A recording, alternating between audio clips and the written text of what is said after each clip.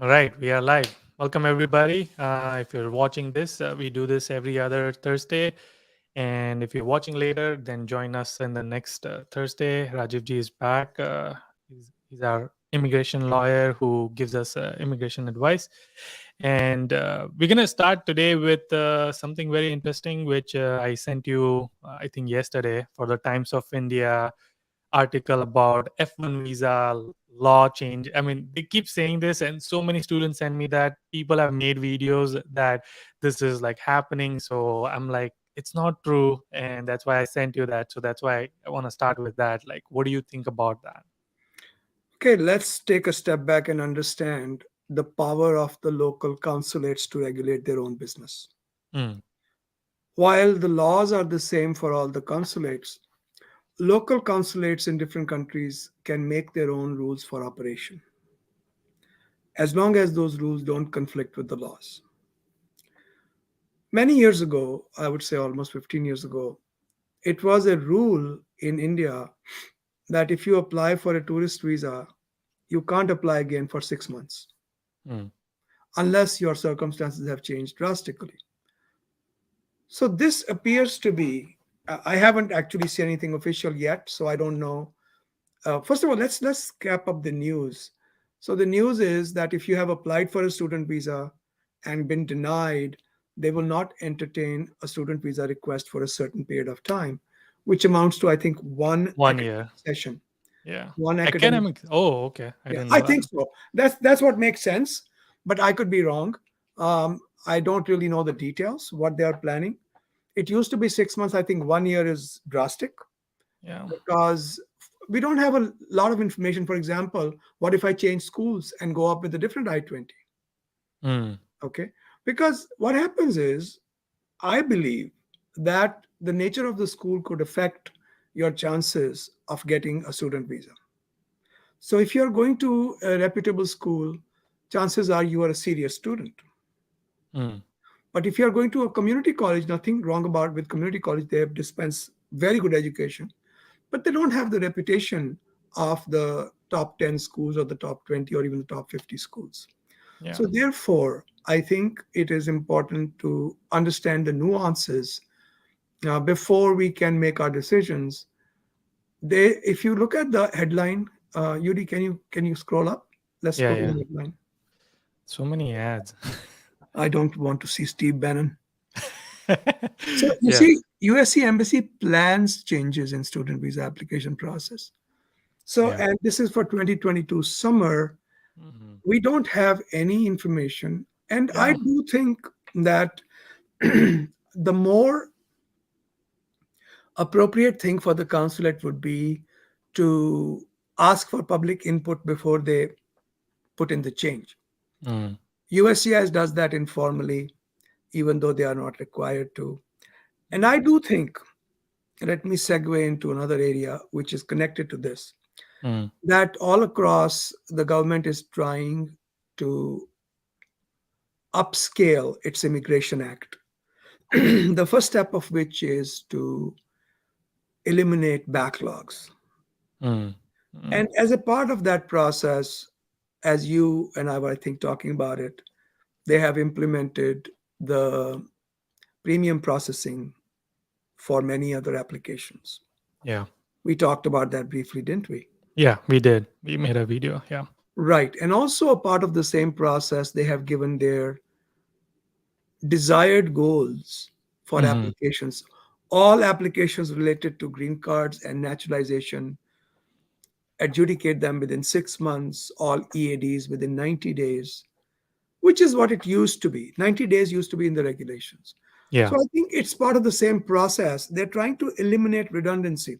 So today, I saw a release from the USCIS that says they are going to eliminate the unnecessary interviews for conditional green card removal. So when you get married and you've not been married for 2 years, when you get your green card, government gives you a conditional green card. After 2 years, you have to apply to remove the condition. So Mm. 90 days before the second anniversary of your green card approval. And previously, it used to be that you will get interviewed personally no matter what. And today the government said, well, we're not going to interview you in cases that are obviously not necessary. If you have 4 children and you've been living together, You're talking about obviously, this one? Implements risk-based approach? right, exactly. Yeah. So the risk-based approach is a good approach. It Mm. creates efficiency where there is none right now. And I think part of it is also, remember, for employment based green cards, there used to be no personal interviews except in rare cases where either fraud was suspected or something needed to be investigated, or randomly picked cases just for quality assurance. Mm. So interview was very rare, and then came Trump. I think I want to say it was Trump administration that made it mandatory for every employment based green card to be interviewed. That was one way they created a wall, the wall of inefficiency against immigration approvals. Mm. So I I like think, this one. It says non-citizen who obtains less than 2 years. So this is new. I thought this was always no, there. no. What is new is that they will not interview everyone. Oh, okay. Okay. So, because, for example, look at your case, Yeah, yeah. not to get personal, you know, um, 3 car garage, dog, living together, no questions. Why should you be interviewed? It's Right. just a waste of the government's time and yours. You know what it does? Oh, yeah, yeah, It adds a year to your process. yeah, yeah. So right. So they are saying like he's less risky. Yep. So let's Yep. skip him and just. What they'll create is, excuse me, they'll create a rule based engine Mm, which will look for certain indications of risk. And if you meet those risk assessments, mm, they'll I think they'll have a process to double check it manually. They might, and they mm, should. mm. But the bottom line is they're not going to interview everybody blindly. That's a Yeah, waste of time. yeah, yeah. Waste of money, waste of time. So all of that. Yeah. Cool. Okay. Stop sharing. All right. Cool. Somebody asked this question. So again, just to wrap up the topic, Times of India came up with this article. There's no official news, nothing yet announced by government. So we'll have to Right. wait until that happens. Yuri, hang on. Let me grab some water. I'll be Yeah. right back. Okay. Right. Somebody. Thank you, Manan, for congratulating me. We made it to 180. Keep supporting. All right. So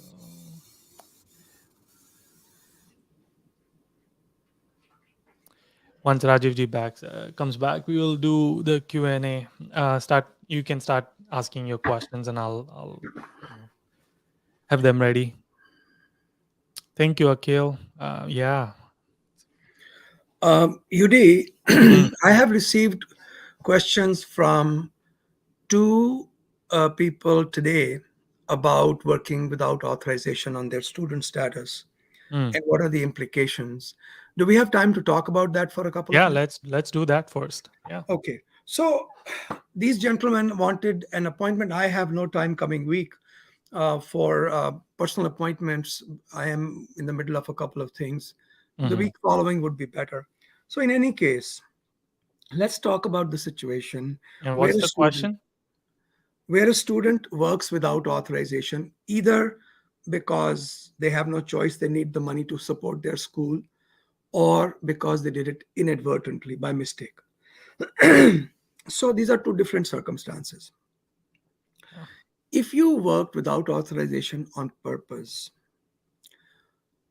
it is important to understand the implications. One is your violation of status, Mm, which is much easier to fix. And the other one is if you lie about it in any immigration proceeding. Okay. The first one, let's say you are close to getting an H-1B and you have 3 months or 6 months or even a year of working without authorization. Worst case scenario, you'll have to go outside for H-1 visa stamping. You will not get your change of status. But make sure there is no history of misrepresenting your work status to the government. mm, Okay. mm, So that's very important, because the moment you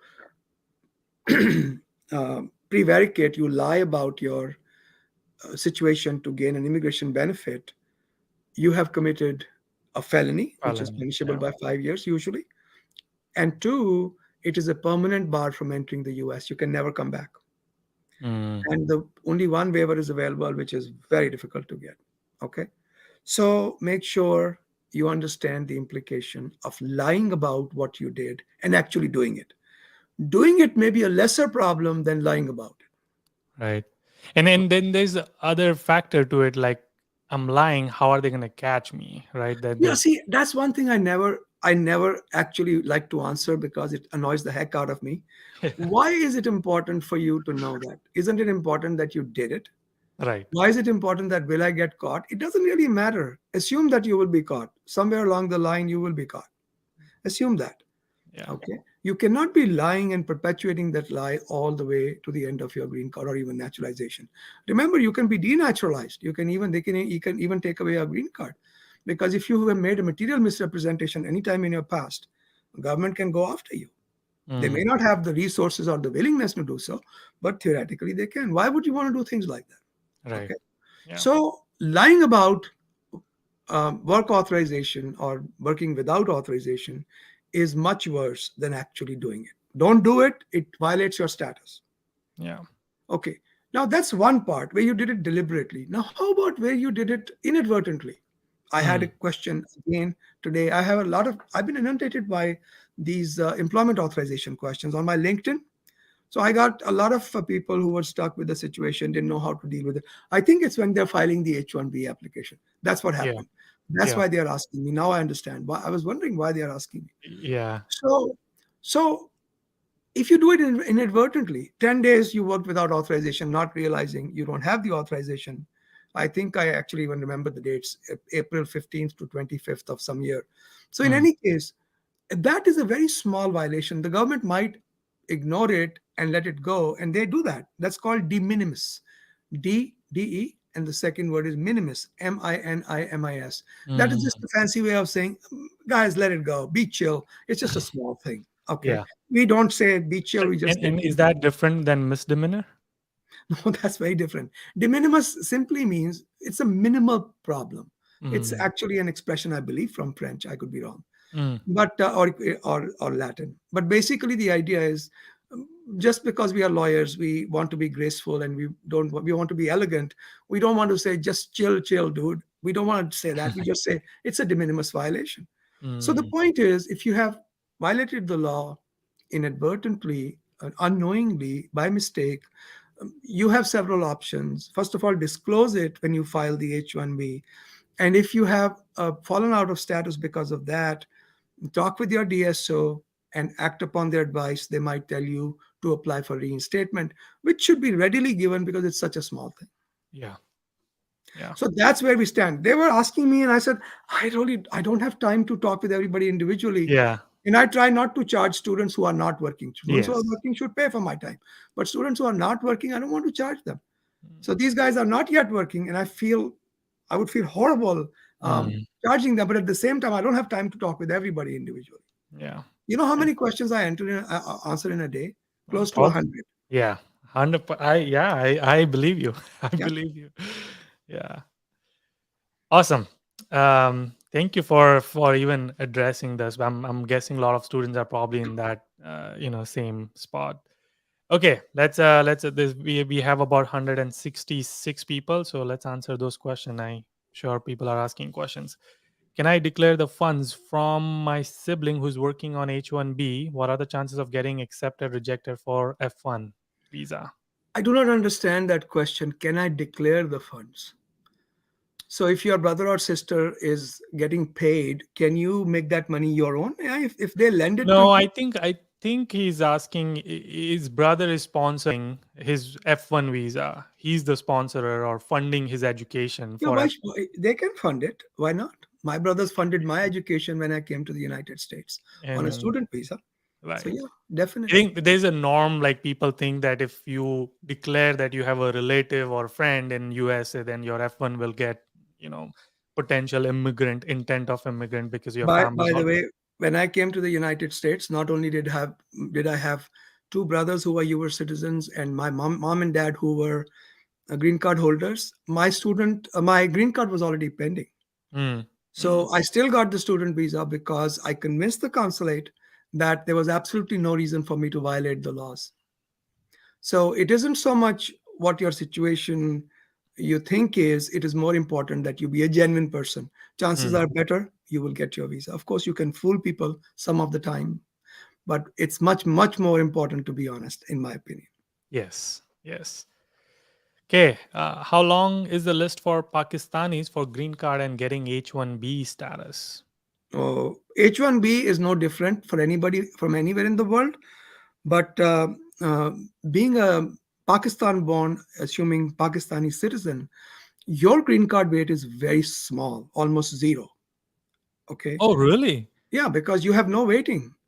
See, if you look at it, the way the visa bulletin is structured, you have some countries that are named India, China, Philippines, Yeah. Mexico, but Yeah. many countries are not named. They are called all other countries. So all other countries where Pakistan belongs are current.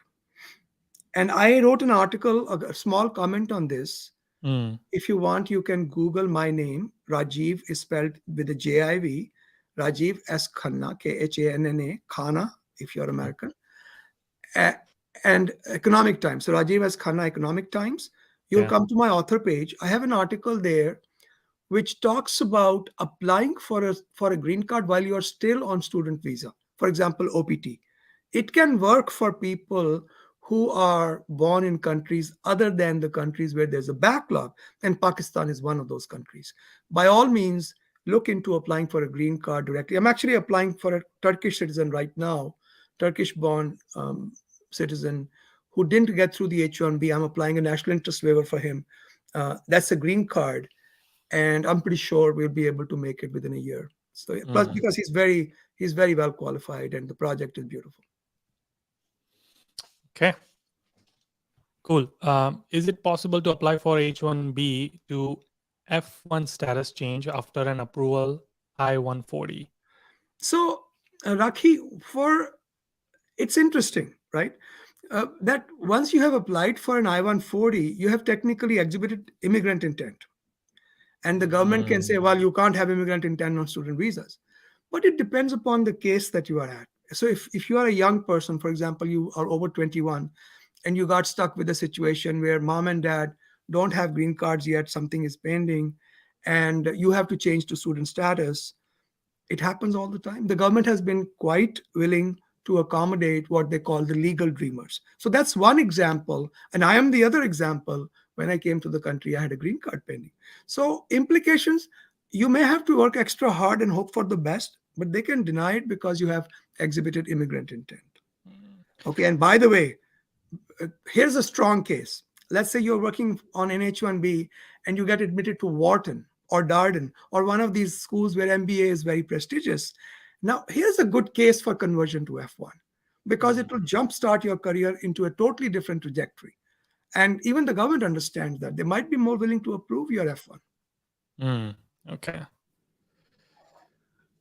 Yeah, that's probably the case because I was like, why would you want to do from H1 to F1? Oh, she's H4 smart. to F1? She knows what she's doing. See, yeah.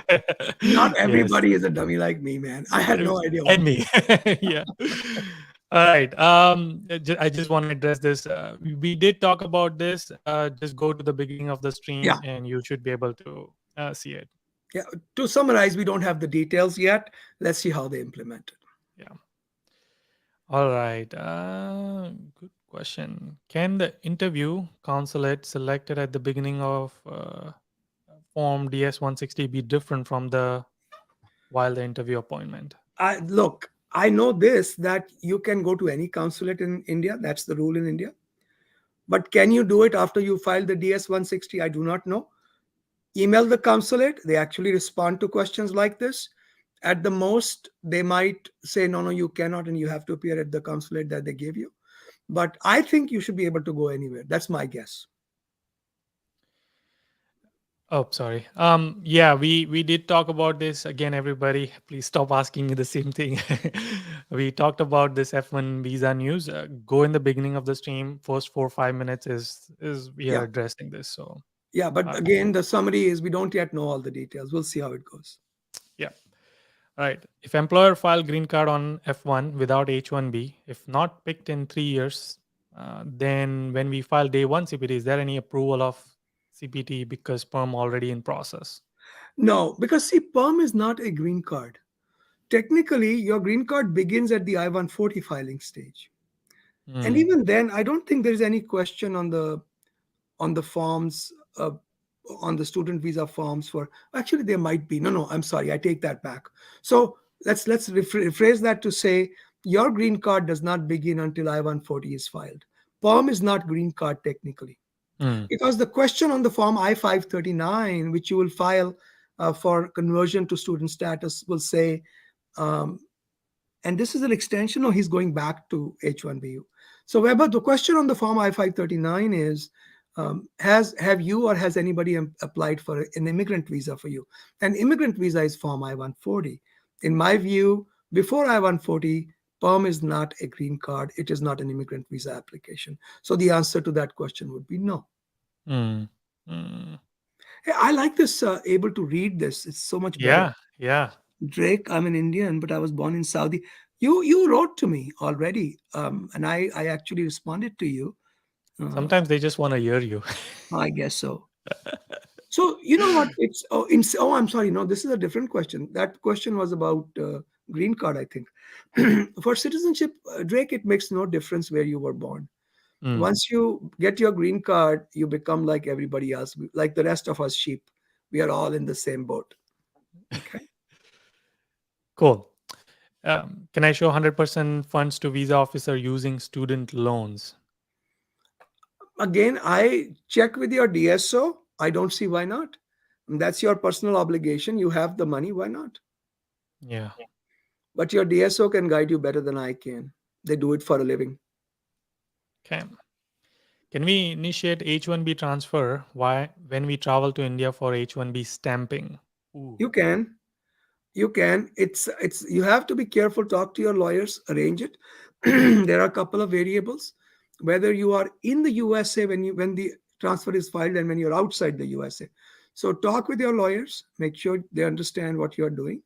Time it well, and also remember that visa times in India are horrible right now. Yeah. Uh, all right. Same Yeah, we question. just we just yeah we just discussed that. We might get back, if it is not clear, and if the situation becomes clear. UD, we can do a micro session. We can do a quick session and talk to everybody then. Yeah. Yeah. All right. Working as an employee but do not have bank statement to prove monthly income as it's a family business. Should I disclose salary in my DS 160 form? You should always err on the side of too much disclosure rather than too little. Hmm. And if you're not violating tax laws and you're worried about that, if you're violating tax laws, don't. Stop whenever you discover it's a bad idea. And if you're not violating tax laws but you're paying taxes, why not disclose everything? Okay. Any information for students who Hang get on. F? Is there any possibility we can go back to the last question? I just thought of something. Can we scroll back by any chance? Trying to. Do you remember the name? No, I do Oh, not. there we go. There we go.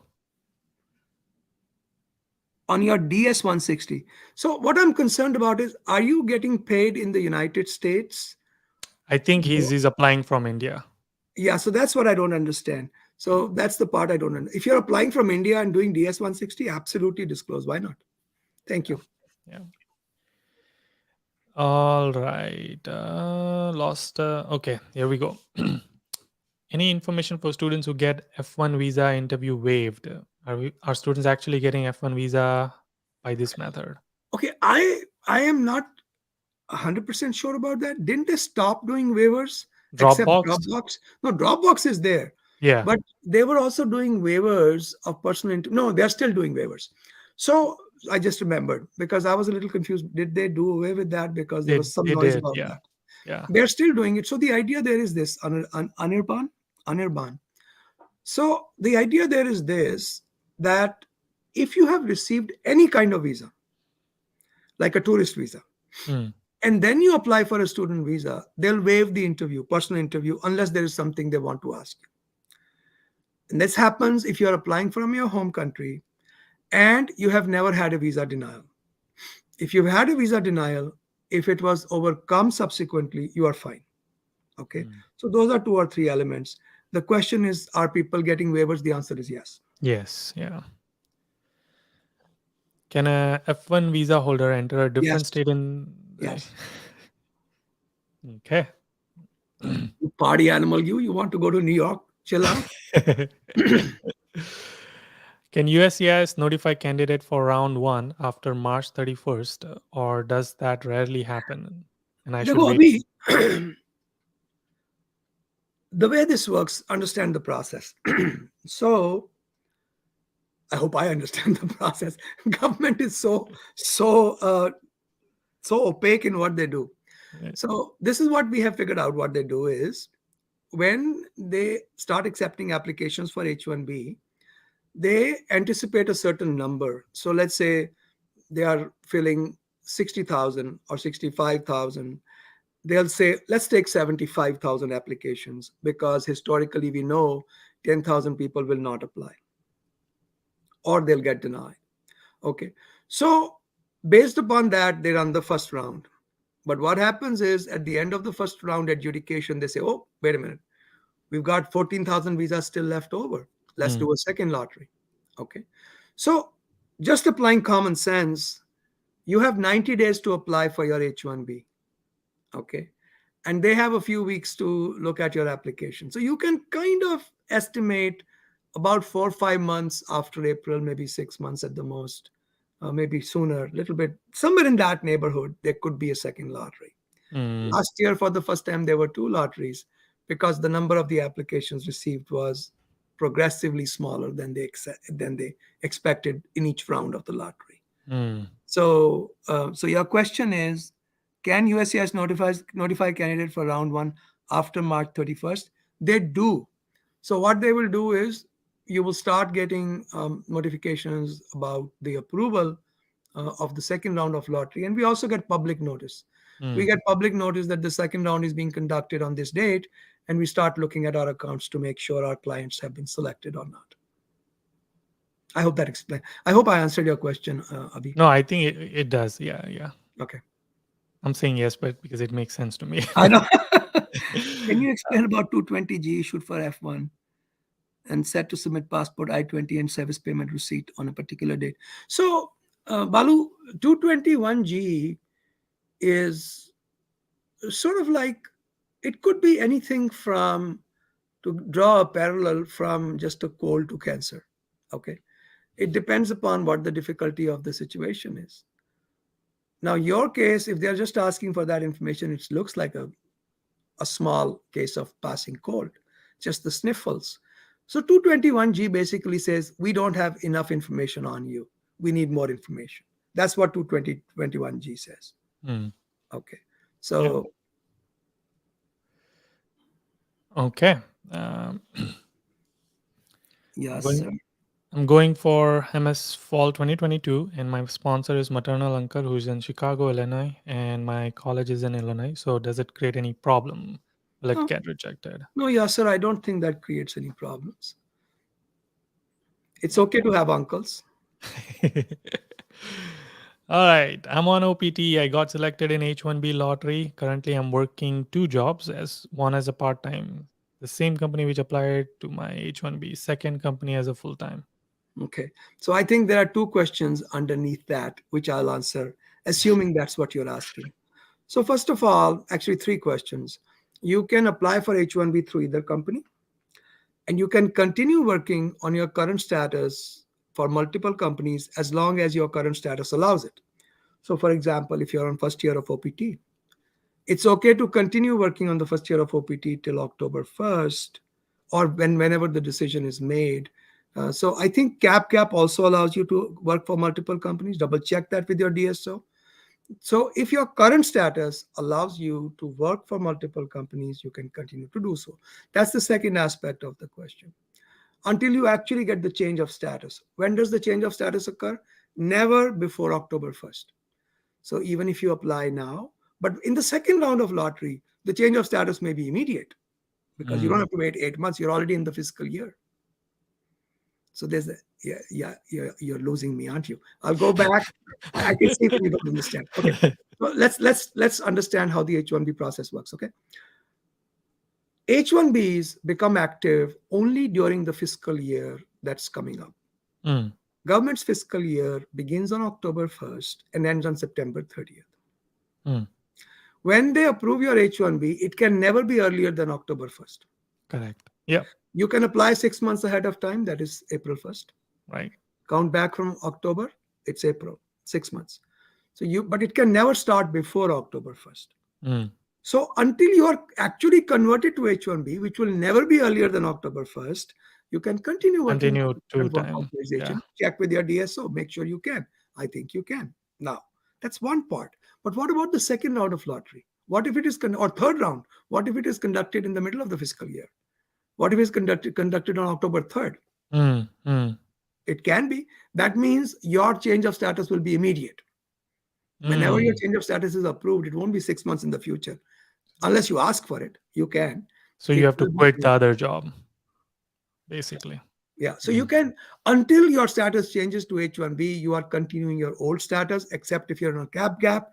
Check with your DSO. Can cap gap people continue to work multiple jobs? I think they can. I don't see any issue with it, but it's always good to confirm. Yep. Good. That was good, solid information. For CPT, generally students can enroll for full-time internship after 8 months. Is it possible to enroll for another full-time internship on CPT after first internship complete? Okay. So this depends upon the school's rules. Yeah. Schools have certain latitude in what they want to allow their students to do and what they don't, except especially in terms of internship. I was the first time I encountered this issue, I actually had a conversation with the DSO. Just wanted to understand why they would have a policy where you don't allow somebody to volunteer their time. And Mm. they said, well, this is the reason. And they gave me a reason. It was a while back. And basically, the idea was we want to ensure the quality of the education and the quality of attention put in the education, which I thought was ridiculous because I can work 18 hours a day. I have no problem. But the school decides whether I can or cannot. You're a different species. No, 18 I like hours. it. I like what I do, so it's fun. 18 hours. So you're like sleeping for 6 hours and working 18 hours. No, I sleep about 4 hours. That's all I need most days. Wow. Nice. All right. Sorry, this question is repeated. Uh, I think they are putting like a lot of big comments and it's getting cropped. Oh, I see. Yeah. We have to be more efficient, or there must be more of us. That's what I decided. It's more of us. Can you Ashish. please help me with this question? I have my I-20 and I want to come to US on August 1st. My passport expires 2023. Renewal scheduled 2 weeks from now. Okay, so the question is, if my passport is expiring, you know what? I don't remember the Oh, rules. I think the question is here. I just saw that. Should I have to wait until I get new passport to fill DS Yeah, 160 or? I do not know the answer to that question. I think you can apply now and take in your new passport with you for the interview. But I'm going to give you stupid advice, which is contact the the consulate, and ask them what they suggest. I think you can go ahead and fill out your DS 160 with the old passport because the passport is a continuity. It isn't like you are acquiring a new document which wasn't there before. So it's a continuity. Therefore, having a new one on top of the old one should not be a hindrance. That's what I think. Yeah. Okay. Very good question, this one.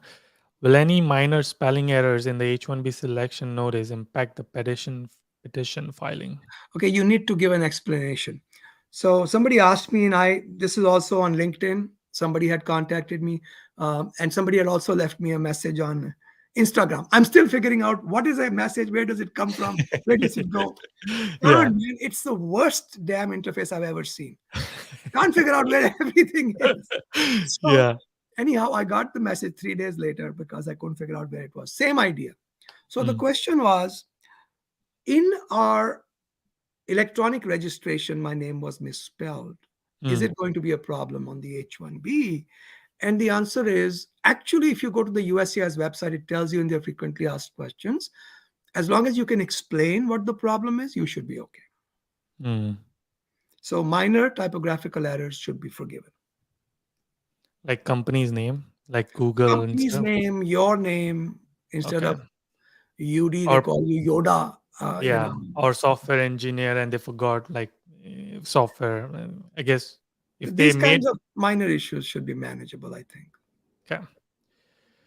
Right. How easy or difficult is it to get an approval to convert your F2 visa to F1 traveling back to India and change status? Well, her name is Tasneem. So, Tasneem, the way it works is, if you think about it, the grounds for F2 and F1 are quite similar. They have to be convinced that you're going to come back. The fact that you received your F2 speaks in your favor for getting an F1. Okay. One important question is, can you go to a third country? Do you have to go all the way to India? You could probably go to any country because when they give you F2 visa, the basic criteria are the same. Are you an immigration risk? And they have already answered that question in the negative. How easy or difficult? I don't have a scale that I can tell you it's 7.9 Richter or it is 8.3 Richter. It's not really, there's no scale of difficulty. It's highly unique. But remember, you should be able to come back on F2 visa. They should not violate or they should not void your F2 visa if you go apply for an F1. They can, but they should not. Mm. Mm. Right. Chit Patel is asking, is there immigration petition filed by if my blood relative who's citizen of Yeah. USA? I've given this example like almost 5 or 6 times already in our conversations. My nephew had a green card pending and he's now in his second year of school. I actually had a conversation with him before he came in. So I explained to him, be honest, tell the truth, don't try to hide anything. You are a serious student, you have an excellent academic record. If you are not going to get a visa, I don't see who is. Mm. Kunal is asking, after change of status from H4 to F1, when traveling back to home country, do I still need to attend F1 interview Well, because you've done H4 change of status, you don't have a visa. So, yes, you need to get a visa. for stamping? Yeah. Mhm. Okay. All right. Next one. I guess that's the question which broke out. Oh, yeah. Yeah. Okay. I want to apply F2 for wife who's in India. Are the interviews waived or not? Can I get slot for F2 Yeah. easily? To the best of my information, they are still waiving interviews if she has had a visa before. We already discussed that. So, if you rewind this conversation, we discussed it in detail. I don't know what the interview schedule there is. It's not good. I know that. Mm. Right. Pranav is asking, my lawyers are applying for H1B with change of status. Once my petition is approved, say July, can I travel to India and come back to US, say September 20, using F1? Will change of status Okay. kick I in? have a problem with that situation. I'll tell you why. Yeah. Because are you maintaining F1 status when you come back? That's the real problem. Technically, you are not getting into H1B until October 1st, so you could travel and come back. Okay. But the problem is to come back on F1, you must be maintaining F1 status. So if you are still on your OPT or your cap, check with your DSO. I don't remember the rules about the cap.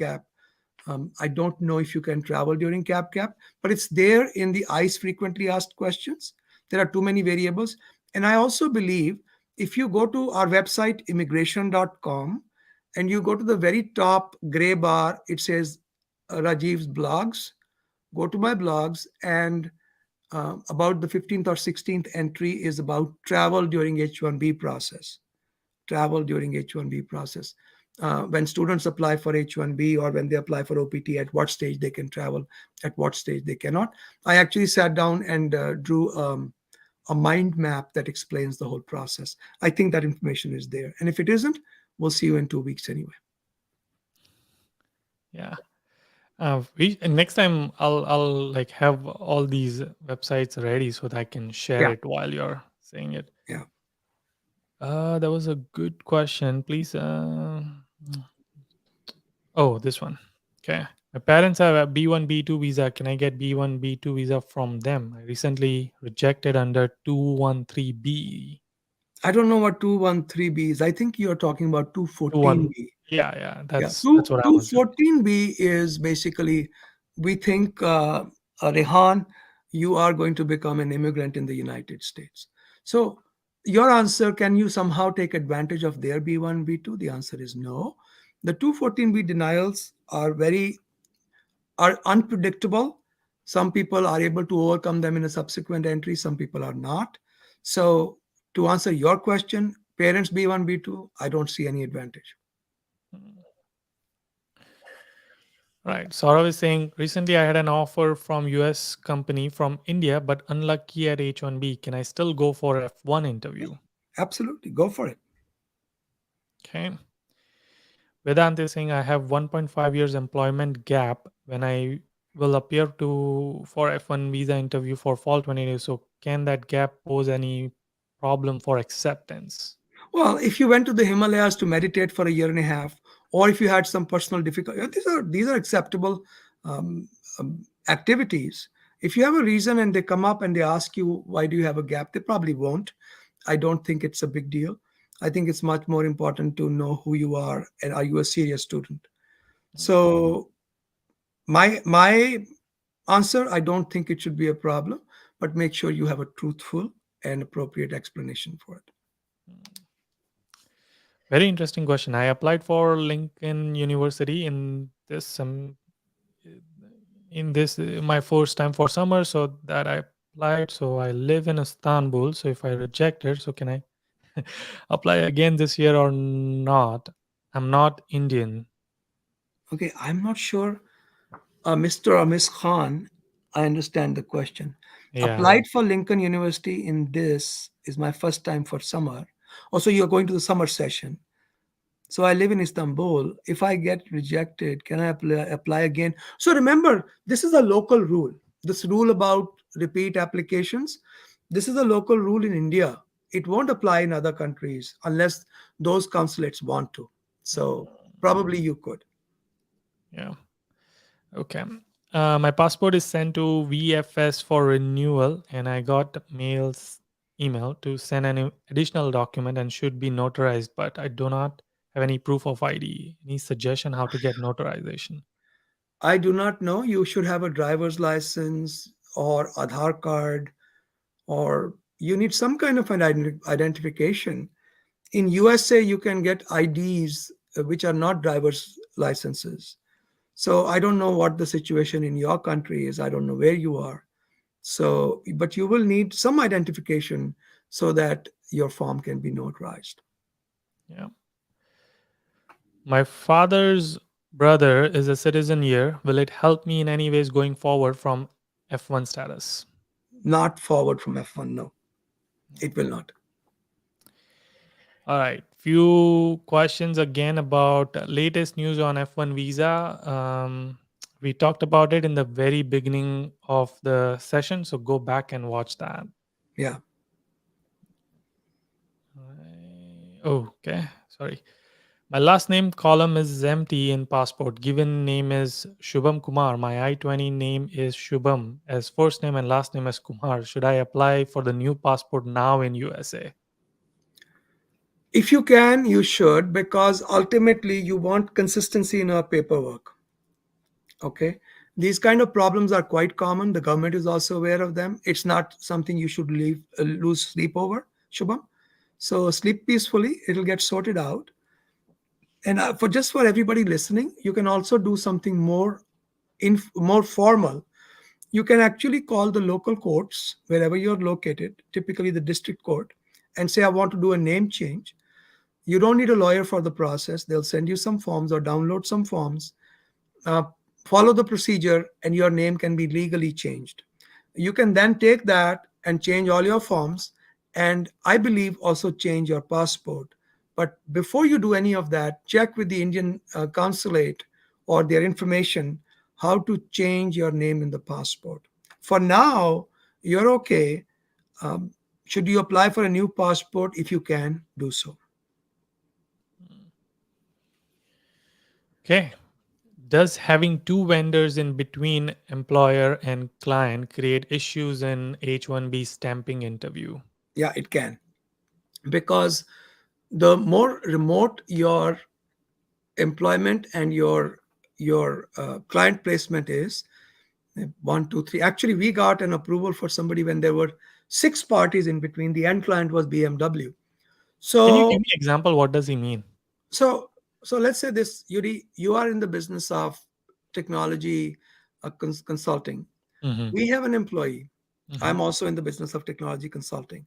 And you call me, say, Rajiv, do you have somebody who can do SAP implementation? Mm. I said, sure, I can spare, I don't know, Sairam. Yeah. Sairam is hanging out. He's not doing anything except Yeah. riding his scooter or motorcycle. Okay. Yeah. Yeah. So you then take our employee from on a corporation to corporation basis, and you Right. place them at your client. So that's Okay. what you Got see. it. Got it. Got So it. the more parties there are, the more difficult it can be. But like I told you, we had one where there were six vendors in between. Mm. Mm. Okay. Got it. File EB1B AOS on what is AOS? Adjustment of status. Adjustment of status on 14th Feb 2022.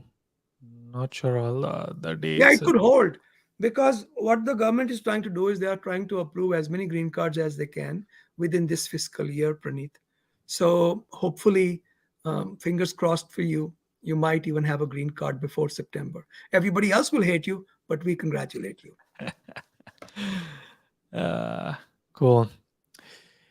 Can someone work 3, 4 part-time jobs on post-completion OPT voluntarily and getting designation as Yeah. author and co-authors in the publication? And after that, planning for O1A, then EB1A It's visa. not that easy to get O1 EB1. It's a tough category to get into.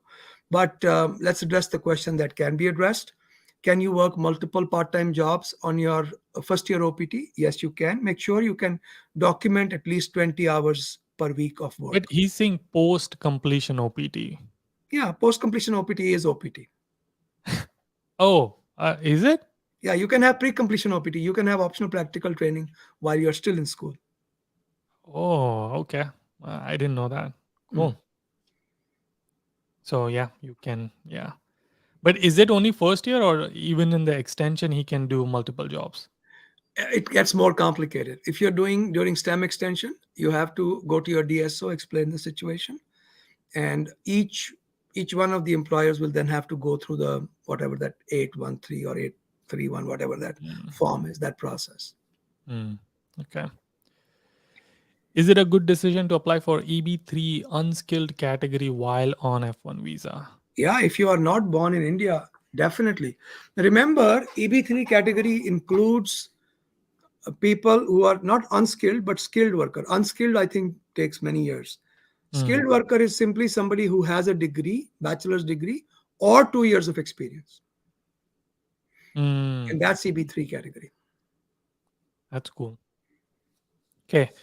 Got into university in Dallas, but my uncle live in Dallas and he's a citizen there. I'm rejected for visitor's visa when 10 years ago when I was 12. Will this affect now getting a chance? No, Bhavan, I think it was too long ago.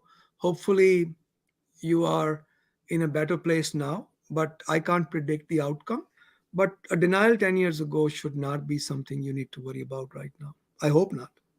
Mm. 12-year-old kid, why would they reject a visa? That's stupid. Can I extend F1 for pursuing MBA after 5 years? Yes, you can. Okay. I think that we answered that. Uh, okay. F1 in 2012, CPT 2013 to 2014, H1B picked during CPT in 2014 but lost jobs in 2015.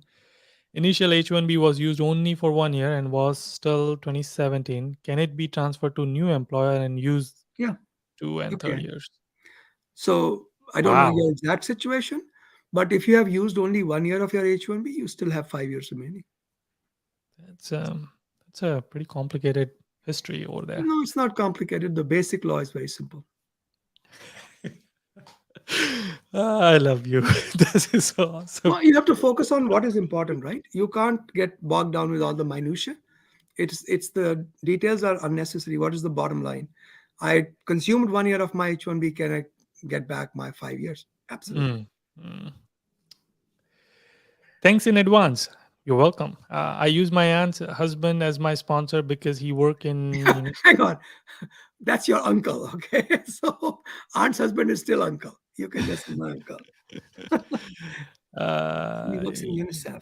And my father also put 25K in my bank account so I can use my aunt's husband as a sponsor. You don't necessarily need a sponsor, Mr. or Miss Khan. I don't know where the word sponsor comes from. As long as you have the money, that's what you need. I think who's funding your education Yeah. usually that's yeah. And if you should tell the truth, whatever the truth is, whatever the source of the funds is, you should tell the truth. As long as the money is not coming from illegal activity, you should have no problem. Yeah. Is there any impact on Canadian PR visa in case H1B extension was No, rejected? no. If the extension is not rejected for fraud, etc., you have no problem. Mm, okay. Looking for I- for a green card, what tax related documents do you need? There is a form 8843 which is used for. Oh, stop right there. My eyes are glazing over. No idea about taxes, my friends. Talk with a CPA. You can even call IRS hotline. They actually give good answers. All right, cool. I'm a F1 student. Can I work two jobs? One of 40 hours a week and my college assistant job 20 hours a week with CPT over the summer. You have to check with the school. It's a little like 60 hours a week. Well, Nice. 60 hours is okay, but it's not the hours. I don't know what the school allows, what their rules are. Yeah. I mean, I know for me, if like I could do 40 hours in during the summer because we didn't have any classes, but Right. yeah. So here it is curricular practical training. He's getting credits for the work he does. The work has to be in the same area in which he's getting his degree. It can't be a totally unrelated job. But what the rules of the CPT grant locally are in the school, they might have Mm, local flavors. I have seen that happen. I don't know how far that is appropriate, but it is there. okay. I'm Ravi Kumar UK came UK as a dependent with my wife who is a student of level 7 according to the law. I'm allowed to work full time, but they are not allowed. I don't know what you're talking about. I don't know what level 7 means. It, And I think he is he talking about UK law? yeah, it probably, we are only talking about the United States law, Ravi. Yeah. We don't know anything about UK law. You definitely don't want my advice or any other law. I mean, I can Yeah. only talk about. Decided to go for my master's in Stevens at New Jersey. Currently working remotely at a company in my country with a client located at New Jersey. Will this affect my visa? No, I don't think so. Yeah. If I go for masters, get a job, and then get an H1B. Now, if I want to do MBA or PhD, what do I need to do? Will my visa status be changed to F1 visa again? Okay, you have two choices. If you want to continue working and go to school simultaneously, you can do it on H1B. But if you want to quit your job and go full time into student status, then you have to apply for student status. You have to Mm, go back to F1 status or J1, whatever status you is yeah. appropriate. Okay. Thank you for doing session. I'm on F1 visa since May 2015. Right now, I'm on OPT extension. Do you suggest travel to India to renew F1 visa by drop off services? I'm always reluctant to tell people to travel outside the US if they don't have to. Okay. Nita is asking DS160, is it editable for 30 days from the day we start filling it out or from the day So we submit? I have no idea. It's on the form. It's also in their frequently asked questions, Mitaji. I Yeah. don't know. How strictly is job through CPT OPT must be related to major of Very study strict. enforced? Very strict. I mean, can you apply for a job in a different field related to my master's? Unrelated. No, you can't. It has to be related. Yeah. Okay. Can you give tips on how to win EB1A apart from publishing a book and being a member of an editorial board? I cannot. We have some presentations on that. Yeah. Um, Yudi, Gautam. you Yeah. might have that. Yes. There's You a can, video. Just go and search on my channel EB1A and you yeah, should we, find we it. did a fairly lengthy conversation on that. Yeah. Yeah. Okay. Can perm and I-140 be filed as a future employment? Yes. What does that mean? Keep going. Not your question. So basically, I'm not working for the employer, but they are filing for me. Sure. As long as you're not paying for it, and as long as it's not a sham, absolutely okay. Mm. Mm. Okay. Does any single can travel back to India and get married and bring the wife husband during OPT period before getting H1B? They can. There's no law that stops them. But why would you want to do that? Do it after you get your H1B. It's so much easier. Because if they get it while on OPT, they come on F2 and then Yeah. they have to convert it into So if you H4 go again. on H1, if you go, you get your H1B, she gets her H4. Yeah. That's not easy to deny. You can't get H4 denied. F2 is easy to deny. Yeah. But you can always do it both ways. You can try F2 first if it doesn't work out. Go back, get your H1B, and then get her H4 and your H1B. Yeah. Okay. My father is not working anymore. He receives pension. My sister will be the primary sponsor, again, funding the education. As I also have a sanctioned education loan, will my father's status No, I pose don't any issue? think so. I don't think so. Yeah. Okay. All right. My sister went for her master's degree in spring 2022, and I'm going for fall 2022. And is there anything I should be prepared when it comes to F1 visa interview? Very easy to prepare for a visa interview. Always tell the truth. Yeah. So don't lie about your sister if they ask you. Tell the truth. Yeah. Right. Oh, follow up. I completed my master's in 2021. Commencement in May for me and my sister already in the US. In India since 2015. Can I get B1 B2 expedited? Will it jeopardize my pause existing H1B? Okay, I'm not sure I understand. There's too much information there, but not enough logic. Let's just make sure we understand. You completed your MS in 2021. I believe that is in India, so I don't know if it's in India or USA. Can I Hmm. get? I'm in India since 2015. So okay, you are in India. Can I get B1 B2 XP? He wants to take B1 B2. Will it jeopardize my paused existing H1B? Oh, no, no, I got that. So he used to have an H1B, then he went to India. Yeah, If he's he the gets guy an, who sent all the plus this whole history and yeah, so if he gets a B1, B2, would that affect his H1B eligibility? The answer is no. It should not affect anything about your H1B eligibility. Um, there was something else in there. Can you get it expedited? I don't know the answer to that. Very unlikely that you can get in B1, B2 expedited. yeah. Okay, if last question, if my STEM OPT expires on February 7, 2024, am I eligible for H1B lottery 2024 by CapCap? I can Okay, be in US for system. so Feb 7th to March 7th to April 7th, approximately, you would not be entitled to CapCap extension, but you are entitled to stay in the United States. If you get selected in the lottery and you file your application before March 7th, or actually 60 days from when your OPT expires. So you can stay, but you cannot work. Hmm. All right, we'll end the session with this comment. Pervez, thank you. Just happy to be here. Thanks for doing this. Nice shades, dude. Looking good. All right.